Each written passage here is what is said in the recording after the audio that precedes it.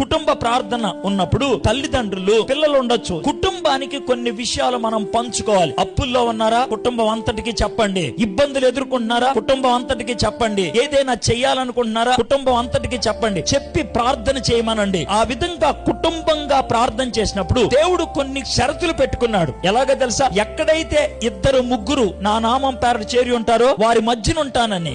ఏ ఇద్దరైనా ఒక విషయంలో అంగీకరిస్తే పరలోకంలో దాన్ని నేను అనుగ్రహిస్తాను అని అన్నాడు దేవుడు. మీరు ఒక విషయం గురించి భార్యాభర్తలుగా ప్రార్థన చేస్తే దేవుడు వింటాడు, దానికి జవాబు ఇస్తాడు. ఈ రోజు నుంచి ఈ విషయాల్ని మీ జీవితంలో అన్వయించుకోవడానికి ప్రయత్నం చేయండి. మీలో చాలా మంది పెద్దోళ్ళ దగ్గరికి వెళ్ళి ప్రార్థన చేయించుకోవడానికి ఇష్టపడతారు. తప్పు లేదు. అయితే ఒక మాట చెప్తాను, దేవుని యందు విశ్వాసం ఉంచేటువంటి వ్యక్తి కేవలం పెద్దోళ్ళ దగ్గరికే వెళ్ళడు. దేవుని ఎడల భయభక్తులు కలబడిన చిన్న పిల్లోడు కనబడినా నా కోసం ప్రార్థన చేయవా అని అడుగుతారు. సాక్షాత్తు యేసు ప్రభు ప్రార్థన చేయమని ఎవరిని అడిగాడు? ముగ్గురు శిష్యుల్ని అడిగాడు.